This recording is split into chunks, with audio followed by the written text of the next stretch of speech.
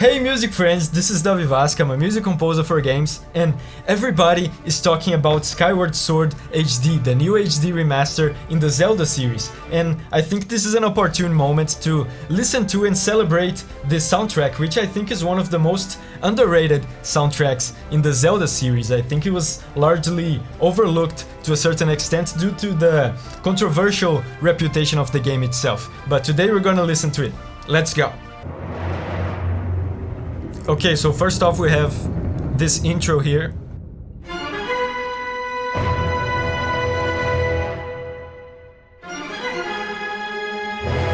The first thing that I remember noticing about this intro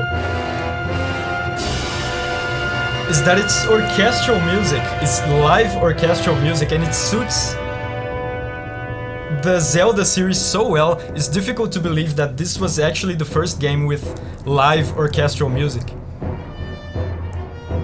You can do stuff like this. The trumpet, the militaristic trumpet call to symbolize war. You can do so much more with live orchestral music. You can see how the music rises in intensity because you have actual live players. There's much more nuance.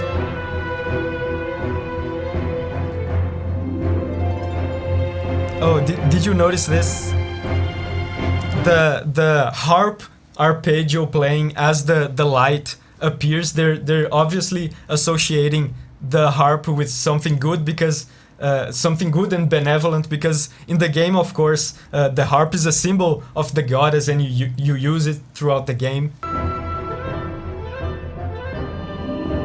Again, see? And now the choirs gives it an angelic feel. Very nice.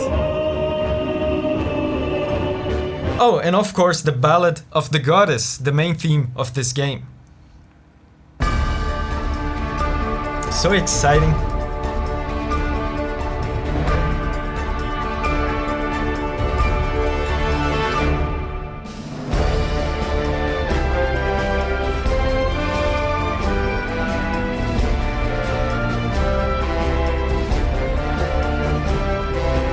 And something interesting about this theme here that I thought was common knowledge, but the last time I mentioned this, a bunch of people in the comments got really excited and surprised, so I'm gonna say again. This theme here of the Ballad of the Goddess, the melody of it is, Zelda's Lullaby, that classic Zelda melody that's present in almost every Zelda game.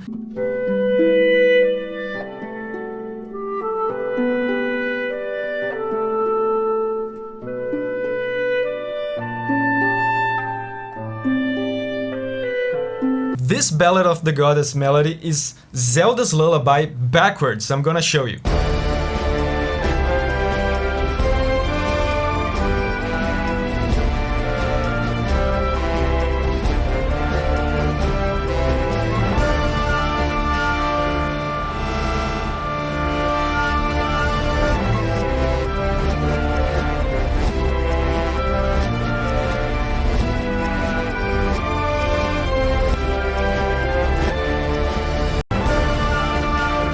And listen to the fast woodwinds on the background of this. Here.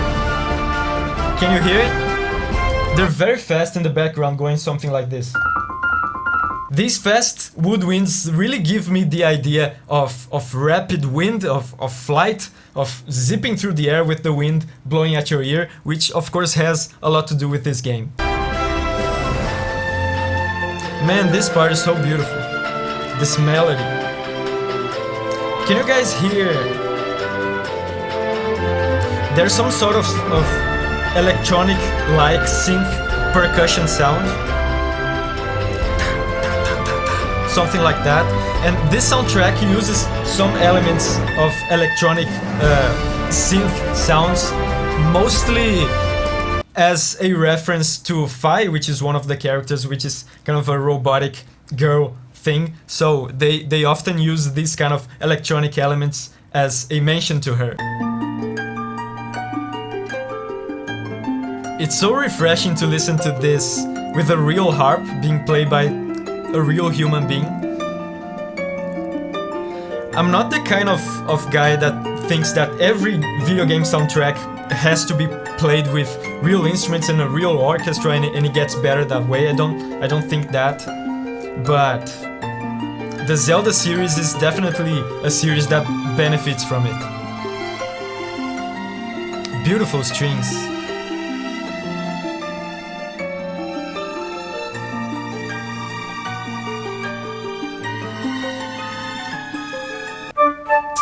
And Skyloft, of course, one of my favorites.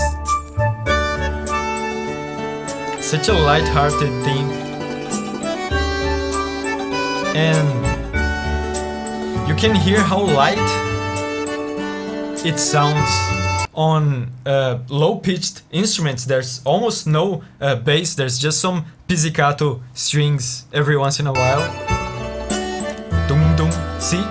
But other than that, this lack of a sustained bass makes it feel very light, which of course suits an island that is floating in the sky very well.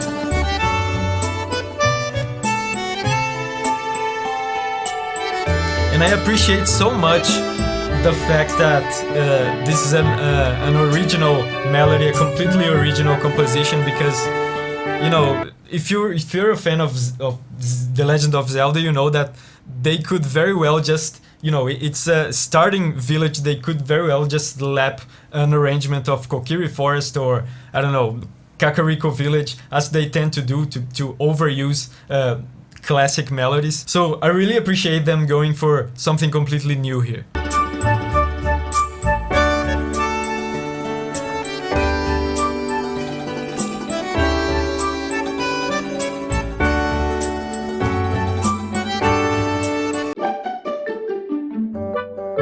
See, this is what I was talking about with the reusage of old themes. This is the house theme from Ocarina of Time, but this is fine. I'm not gonna hate on this soundtrack because of this. The reusage of old themes in Skyward Sword is very rare and it's done very well and very respectfully. And of course, this sounds amazing. This is just the reusage of old themes. This is a little pet peeve that I have with some other Zelda soundtracks that do it excessively, I would say. And I even talked a bit about that in the video where I ranked all the Zelda soundtracks. But this is fine. Skyward Sword is very, very good on that aspect.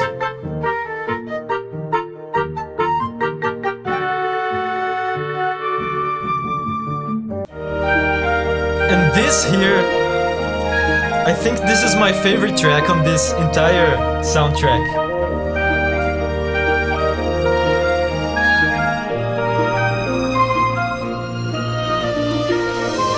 So romantic, so emotional.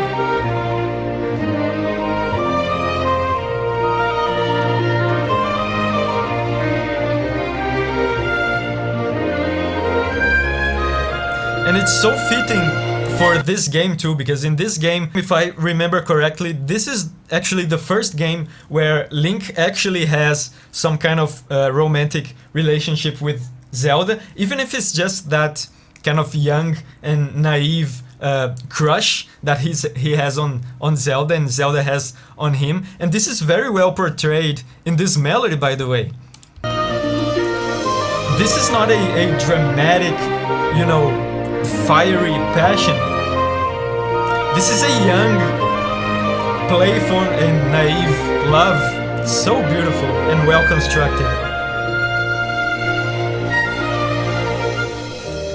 And another thing about this is, if you've watched my last video on Monster Hunter, I talked a little bit about Scherzo, which is a genre of classical music made for dancing. And in my previous Monster Hunter video, I said the track was Scherzo-like. This is not the case here. This is straight up Scherzo. This kind of time signature here. Like 1, 2, 3, 1, 2, 3, 1, 2, 3. This fast tempo with the triplets, right? The three notes, 1, 2, 3, 1, 2, 3. This is straight up Scherzo. It's made for dancing and it's very fitting you know, dancing, of course, immediately gives you ideas of romance, you know, of couples dancing, and it also is fitting of the flying theme of this game, because the movement of the birds in the sky kind of reminds you of a dance as well.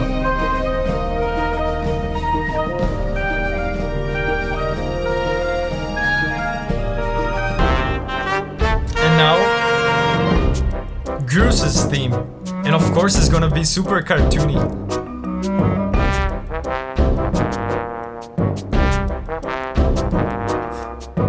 Oh my god.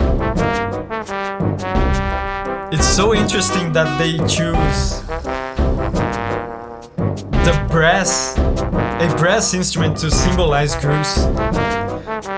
Because, you know, brass instruments, as much as they are imposing, they also lack some nuance. They lack the nuance that strings or woodwind instruments have. So they're very much in your face, and it fits Groos very well. You know, it's a bully. He's imposing, but he's kind of a goofball.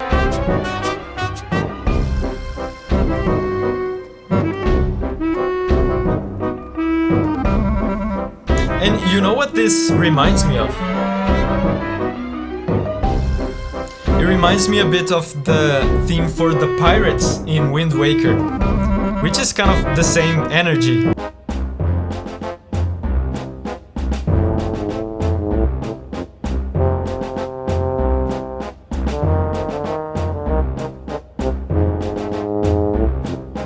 And now we have the sky theme, and the sky theme, I know it's important. Just by the title, I think it's the theme that plays on the overworld when you're flying on your bird, but I have no recollection of this theme. I don't remember it at all. I have played this game 10 years ago, so let's see if I will remember.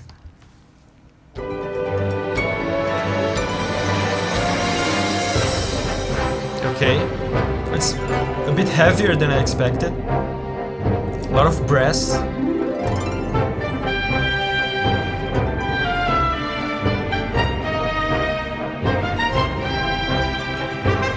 Oh, I remember this. Yeah, very nice.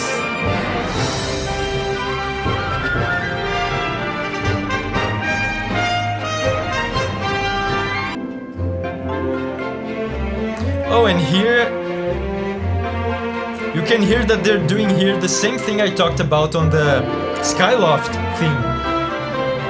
They're almost completely removing the bass. They just keep some pizzicato, short pizzicato notes on the bass. But other than that, it's almost no bass, and that gives you the sensation that the upper notes are kind of flying because there's no bass.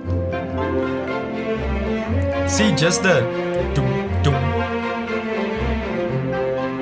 There's no sustained bass.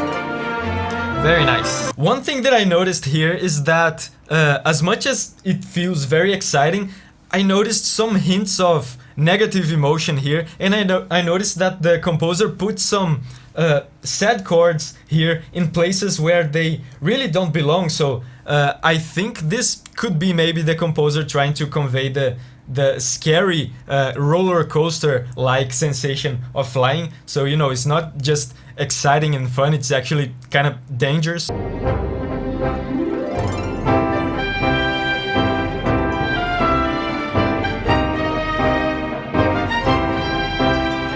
I love remembering the soundtracks of Zelda games, especially when it comes to Zelda games I haven't played in a while, like Skyward Sword. If you want to remember more Zelda soundtracks, I have a video here where I have ranked every single Zelda soundtrack. It's a half-an-hour video, so if you feel like watching something shorter, I also have a cover here of Hateno Village from Breath of the Wild. Whenever you're ready to spread your wings and go on a music journey again, I'll see you there.